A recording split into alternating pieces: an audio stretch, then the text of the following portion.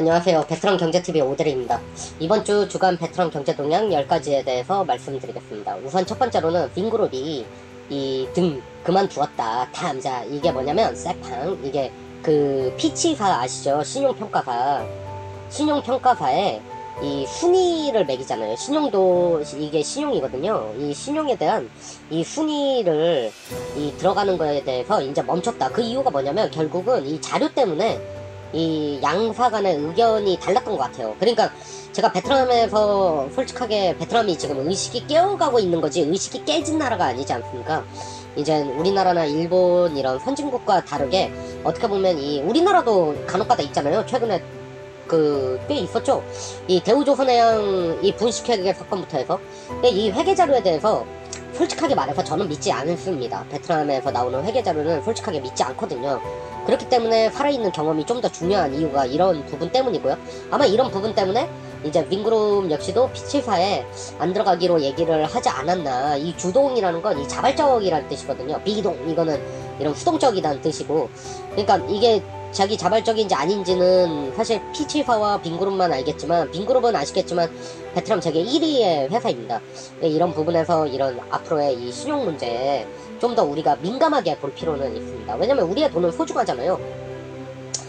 사실 제가 베트남에 있으면서 가장 안타까웠던 게 고지곳대로 믿어가지고 진짜 탈탈 털려가지고 돌아가는 걸 진짜 많이 봤습니다. 네, 그래서 그런 부분 때문에 저희가 이런 말씀을 드리는 거고요. 이 COT, 빈마트, 이게 뭐냐면 이 COT가, 이게 CEO가 이 슈퍼라는 뜻이거든요. 그러니까 우리말로 치면 슈퍼마켓이에요, 슈퍼마켓. 이 빈마트에서 이번에 F1 베트남이 2020년에 열리거든요. 그거에 관련해서 이 빈마트가 이 F1 베트남 대회에 참가하기로 했다라는 내용입니다. 네. 그래서 참가하기로, 죄송합니다. 참가하기로 했다는 게 아니라 이게 만배, 이게 뭐냐면 이 티켓을 다른 데에 이어서 판매하기로 했다. 그러니까 이런 국제대회 사실상 베트남이 개최를 하는 게 사실상 처음이라고 봐도 뭐 틀린 말은 아니거든요. 국제 스포츠 대회. 그러다 보니까 아무래도 베트남 정부에서도 기업들을 도움이, 우리나라도 마찬가지입니다. 결국은 크게 표를 해주는 쪽이 기업과 기관이 많거든요. 그러한 거에 대해 베트남 역시도 이런 빈마트에서 크게 구매를 해서 이렇게 판매 대행까지 같이 한다라는 얘기였습니다. 그러면 제가 잠깐 알아봤어요. 베트남에서 어떤 굵직굵직한 대회들을 했었냐 라고 제가 알아봤는데 2017년에 에이펙 다낭이 있었습니다. 네. 그리고 2019년에 북미 정상회담 하노이가 있었고요. 올해였죠.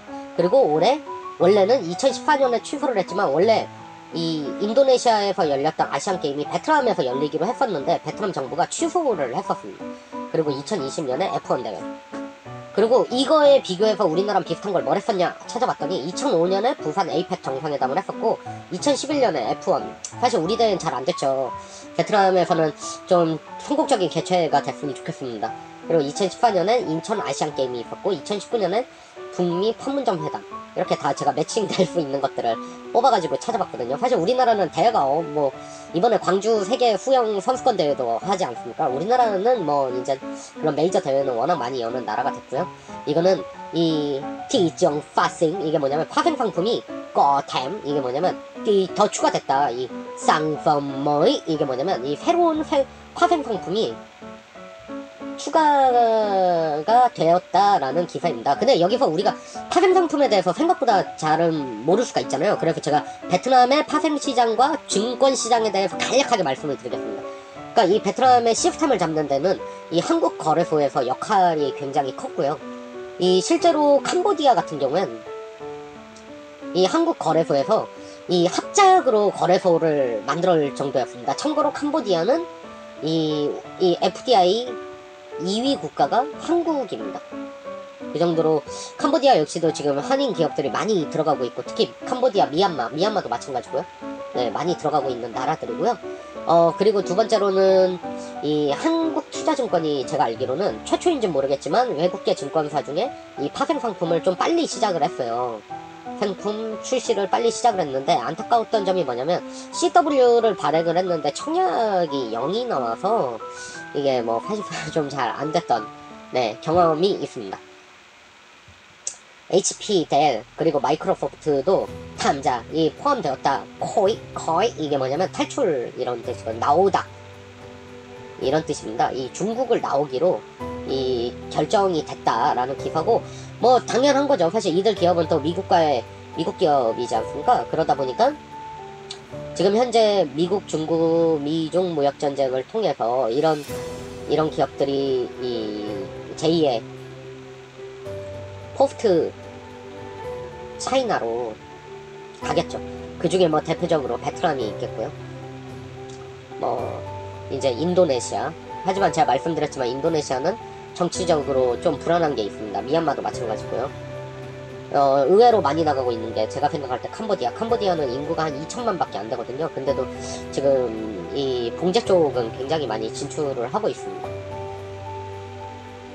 이게 뭐냐면 제가 두 개를 말씀드렸잖아요. 올해 조심스럽게 베트남 경제 성장률 7%, 이 VM 지수 1000 될 수도 있다.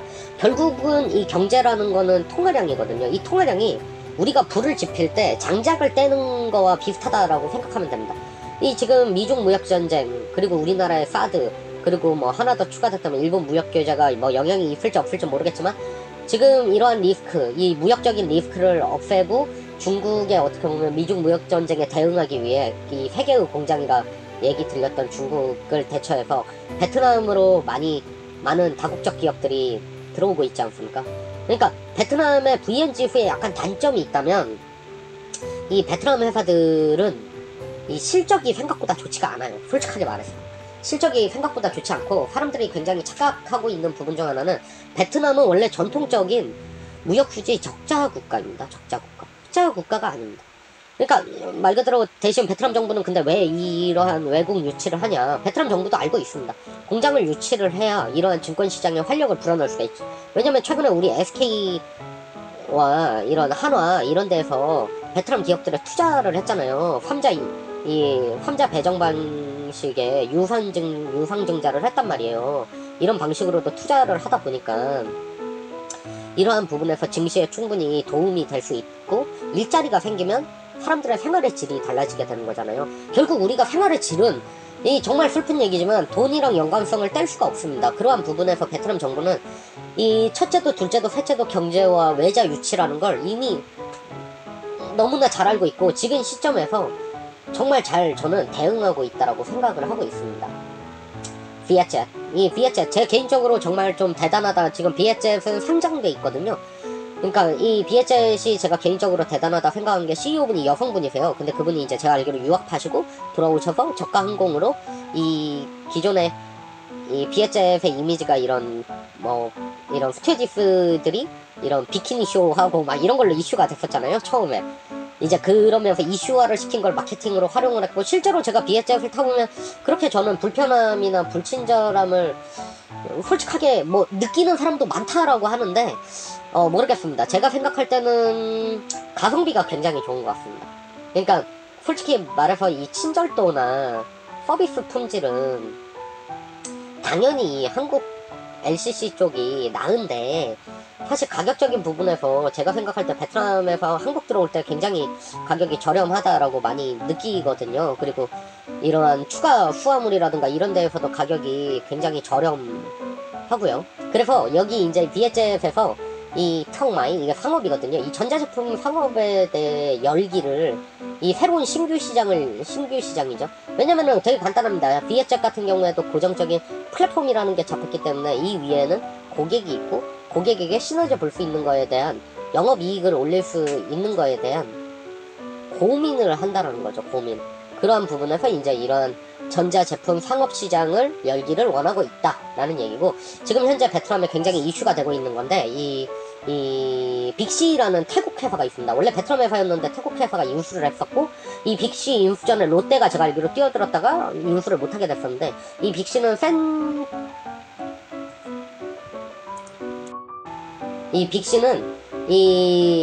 태국의 센트럴 그룹이라는 그룹이 있습니다. 그 회사가 인수한 회사고, 이 센트럴 그룹은 이제 호텔, 리조트, 유통 등을 하는 태국의 대기업이고요.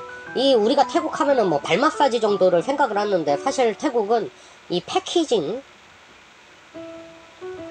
수치상은 자동차. 왜냐면 제가 자동차 전문가분들께 여쭤보니까 제가 생각하는 것보다는 좀 저평가를 하시더라고요. 자동차 생산 부분에 그렇게 강하진 않다, 이런 얘기를 하시더라고요. 그리고 유통 부분에서 태국이 단연 충분한 경쟁력을 가진 나라입니다. 네. 근데 그 빅시가 이 징푸는 뭐냐면 이 정부 이오까오 이게 뭐냐면 명령을 했다. 이 김자 비어, 이게 뭐냐면 빅시가 지금 하고 있는 이 일에 대해 이 저기 김자 이게 뭐냐면 검사를 해라. 검사. 그럼 뭘 검사하냐? 펌비엣, 이게 차별. 도이스, 이게 이 대우거든요. 이 차별 대우에 대해 이 베트남 제품, 의류 제품에 대해서 안 받는다라고 했었습니다. 그럼 그 제품에 대해서 안 받는 이유에 대해 명확하게 해라. 참고로 결과도 나왔거든요. 사실 이 정도까지 나오면 이 빅시 입장에서 베트남의 의류 제품을 안 받는 이유가 뭔가는 있겠죠. 뭐 빅시 입장에서도 퀄리티를 따지니까 그랬을 수도 있고, 그거에 대해서는 정확히 빅시 관계자들이 잘 알겠지만 제가 생각할 때 퀄리티지 않았을까라는 생각을 조심스럽게 하고 있습니다. 네. 그리고 베트남에 좀 아시겠지만 이런 식품 안전, 이런 어떻게 보면 먹고 입고 하는 거는 건강 문제가 좀 있잖아요. 그런 부분에 사실 이 베트남 분들도 이렇게 좀 경계를 하거든요. 왜냐면 우리도 옛날에 그랬지 않습니까? 우리나라도 일제 미제라면 좋아하고 한국 제품이면은 약간 불량이라는 인식이 있듯 지금 베트남이 딱 그렇거든요.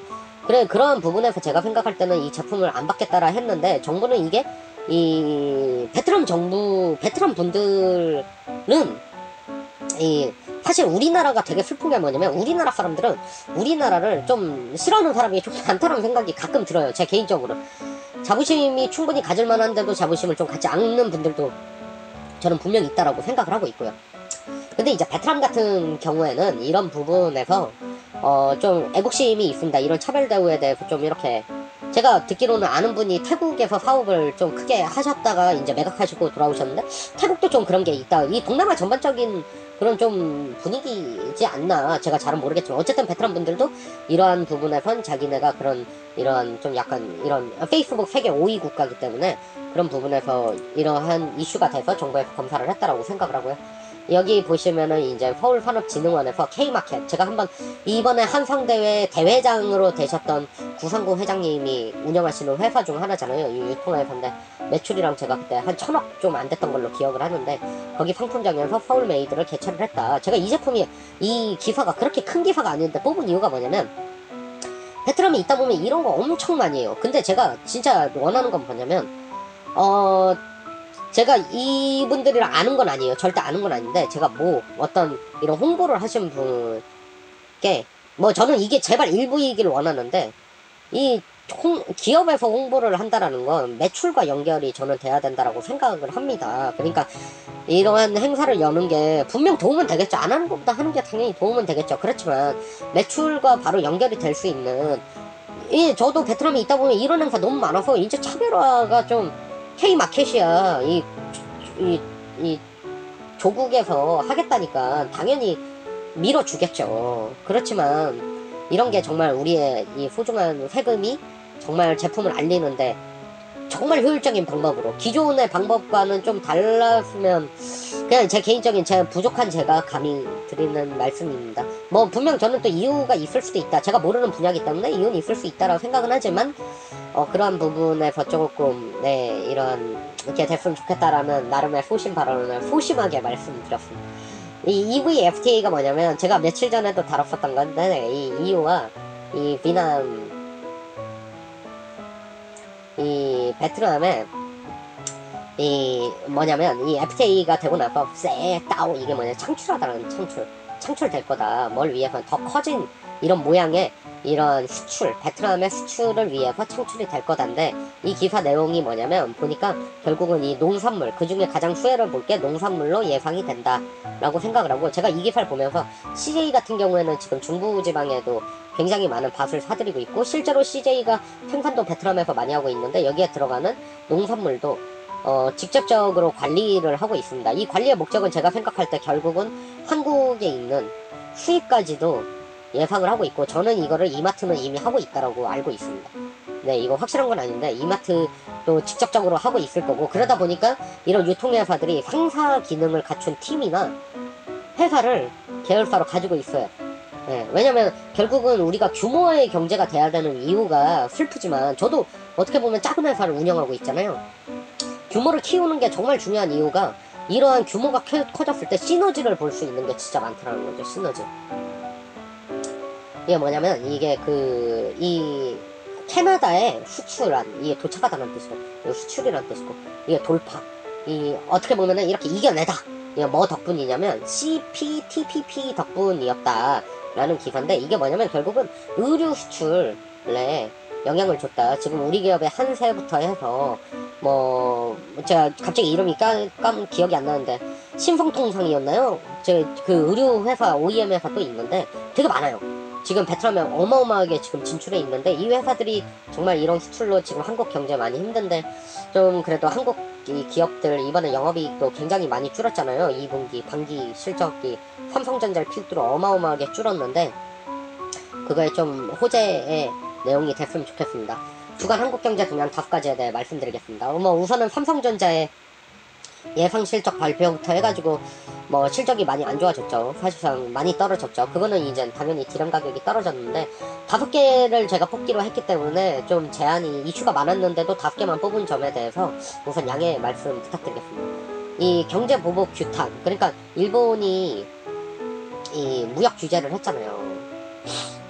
그러니까 제가 생각할 때 일본 입장에선 이건 것 같습니다. 일본이 딱 생각을 했을 때 이 한국이 이 어느 정도 경제 규모가 커졌잖아요. 사실 우리가 그러다 보니까 기존의 일본이 좀 내려다 보다가 제가 생각할 때는 지금 커진 한국 경제에서 한국 경제도 당연히 우리가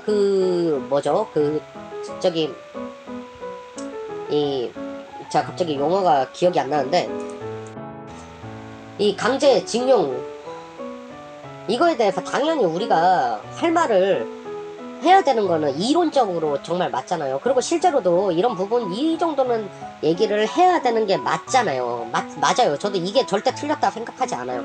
그런데 이제 문제는 뭐냐면 지금 타이밍이었다는 거죠. 타이밍. 왜냐면 이 문제가 작년 10월부터 규제를 할 거다라는 얘기가 있었거든요. 근데 지금은 경제가 우리가 어쨌든 이러한 자존심 당연히 지켜야죠. 그러니까 저도 이런 자존심을 지키는 거 너무 당연하다 생각합니다. 그러니까 제가 제 지인들한테 하는 얘기인데 저도 제 자존심이 당연히 있죠. 다른 분들이 보면 자존심이 되게 없어 보인다 그러더라고요. 그러니까 자존심이 없는 게 아니라 그 자존심을 참고 있는 거죠. 참고 있는 거예요. 왜냐면은 그 때를 기다리는 거죠. 내가 지금 이런 맞는 얘기 당연히 터트려야 되는 얘기지만 우리가 이걸 터트렸을 때 모든 카드를 준비하고 터트려야 하잖아요. 그렇잖아요. 우리가 친구랑도 싸울 때 이제 내가 예를 들어 이 친구랑 비즈니스적 관계가 있어. 근데 어쨌든 우리는 사람이고 먹고 사는 문제가 가장 중요할 수밖에 없잖아요. 왜냐면은 지금 먹고 사는 문제가 많이 힘들어졌으니까 우리나라가 솔직하게 말해서 네, 이 빈부격차도 너무 심해지고 그러다 보니까 그런 부분에 어느 정도의 대안을 준비를 하고 저 역시도 이러한 말은 할 말을 했다라고 생각을 합니다. 이 정도 말 할 수 있죠. 근데 좀 아쉬웠던 부분이 있다면 너무 대안이 없었다. 그리고 이미 이게 10월달 때부터 좀 어느 정도 기사가 스물스물 나왔었잖아요. 얘기도 나오고 네, 그런 부분에서 이제 당연히 속나죠. 저도 화나요. 저도 이런 막 우리나라 어떻게 보면 참 슬픈 것 같아요. 우리나라는 진짜 물건을 팔 때 파드죠. 파드 보보 살 때 일본이죠. 일본 무역 규제 그리고 국내에 어마어마한 파업 노조 반기업 정서 사실 우리나라의 기업들은 글로벌 기업이기 때문에 이게 이런 상황에서 탈한국을 안 하는 게 좀 더 이상하지 않나요? 우리가 잘 생각해봐요. 내가 하루 종일 일하고 들어왔는데, 내가 분명 규탄 받아야 될 건 규탄 받아야죠. 뭐 땅콩 집어 던지고 막 땡깡 치고 이런 거 당연히 비난 받아야죠. 저도 그런 것까지는 참자란 얘기가 아닙니다. 근데 우리가 쉽게 생각해보자고요. 나가가지고 물건 팔 때도 니 거 물건 안 산다고 빌어가지고 물건 팔고 오고 이제 그 물건 팔려고 사올 때도 니한테 물건 안 판다고 이러고 있다가 집에 돌아왔는데 집에서 좀 쉬려고 했더니 집에서는 또 용돈 올려달라고 난 줄 만큼 내 여권에서 진짜 다른 집 비교해서 많이 줬다라고 생각하는데 더 줘야 되고 다 똑같아 평등해져야 되고 그렇다고 하면 아니 힘들어서 그렇지 않아요? 우리가 진짜 이 경제를 크게 보지 말고 우리의 일상생활로 보면 뭐 그게 비교가 되나 안 되나 모르겠지만 아니 아쉬운 게 없잖아요. 왜냐면 우리나라 글로벌 기업들은 외국에서 본사 이전한다 보면 하면 잔치예요, 잔치. 단지 제가 생각할 때 가끔 그런 생각해요. 아직 국내에서 돈을 들 빼서 이전을 안 하고 있나? 이런 생각도 가끔 해요. 아니 그렇잖아요. 삼성전자가 우리나라의 법인세율을 올린다 뭐 지금 이번에 조정하겠다고는 했지만 베트남은 4년간 법인세가 없고 미국 같은 경우에도 들어갔을 때 법인세도 낮췄을 뿐만 아니라 이번에 LG 공장도 그렇고 롯데도 그렇고 주변에 인프라까지 다 깔아주는데 우리는 반도체 공장 할 때 그 SK 하이닉스 기사 찾아보시면 아실 겁니다. 제가 시간이 없으니까 여기까지 하겠습니다. 2030이 벤처 생태계를 바꾼다. 이게 저도 2030이지만 너무 부럽더라고요. 최근에 이제 확실히 벤처 붐인 것 같습니다. 그러니까 확실히 용기가 있고 좀 특히 대기업 출신들 그리고 이런 뭐 좀 대학생들 그리고 진하게 이 사회 경험을 하신 분들 그러니까 전반적인 2030들이 다들 한 번씩 생각을 해서 이런 특히 요즘에 의사분들 약사분들도 많이 벤처로 뛰어드시더라고요. 실제로 제가 알기로 소스 그 창업주도 이 의사 출신으로 저는 알고 있거든요. 네, 그런 지금 벤처 붐이 이루고 있다 라는 얘기입니다. 그리고 미 상무부에서 베트남 거친 수출된 한국 제품 관세를 456% 관세를 매겼다. 그러니까 제가 이 기사 예전에 박스가리 편 있지 않습니까? 거기서도 예측을 했지만 우리나라 지금 철강업체들 진짜 많이 힘들어요. 예. 그러니까 결국은 이러한 어떻게 보면은 제가 그때도 말씀드렸지만 결국은 어디서 생산이 됐냐 기준인데 이런 박스가리를 하면 이런 관세를 맞는다라는 거죠. 이렇게 관세를 한번 맞으면 이거를 다시 회복하기가 좀 시간이 걸리거든요. 근데 지금 뭐 이슈가 어느 정도 많이 죽었지만은 이런 환경 규제 때문에 우리나라 이 제강업체들 생산이 중단될 위기였잖아요. 네, 그러니까 이 내후외환에 사실 실적이 저기 회사채 발행을 포스코가 3천억인가 그때 했다고 제가 기사를 말씀드렸었는데 이게 뭐 좀 어떻게 보면은 너무 힘든 과정이라고 볼 수 있을 것 같습니다. 네, 제가 여기서 이 말씀을 이 기사를 뽑은 이유는 이 문 대통령이 만난 손정희 한국 AI 투자 돕겠다. 손정희 소프트뱅크 회장 이분은 제일교포시잖아요. 제일교포 3세 아니신가요? 3세인가 2세인가 그러신데 이분이 어떻게 보면 흑수저에서 굉장히 큰 성공을 하셨고 예전에 김대중 대통령 때 이 초고속 인터넷 우리나라가 인터넷 열풍을 불게 한 결정적 계기를 손정희 회장이 그때 아이디어를 제공을 해서 김대중 대통령이 그걸 시행을 해서 우리나라가 IT 강국과 초고속 인터넷 강국이 되는데 역할을 한 건 맞잖아요. 근데 제가 딱 한 말씀 진짜 드리고 손정희 회장님 정말 존경해요. 저도 진짜 존경하고 너무 멋있는 분이시고 나도 꼭 저렇게 됐으면 누구나 다 그렇게 생각하잖아요. 근데 우리나라 기업들한테 너무 엄격한 것 같아요. 이거 2018년 기사인가 그럴 겁니다. 이 공정거래, 저는 그때 이 동영상과 기사를 보고 사실 마음이 너무 아팠거든요. 이제 그 당시 김상조 공정거래위원장님이 좀 늦게 들어오셨는데 회의에 거기에 이제 왜 늦게 들어왔냐라 얘기를 하니까 그때 분위기가 재벌 혼내주느라 늦었다. 아니 우리 잘 생각해봐요. 이 SK, LG, 삼성, 현대차 전 세계에서 모르는 사람 없습니다. 여기서 지금 공장 다 이 본사 이전하겠다 그러면 물론 제가 생각할 때는 그래서 법률적으로 전략물자라는 게 있습니다. 이 전략물자에 지정이 되면 이 수출도 사실 쉽지가 않고요. 이런 전략 기술 같은 경우에는 해외 기술 이전에 대해서 엄격하게 제한을 받을 수가 있습니다.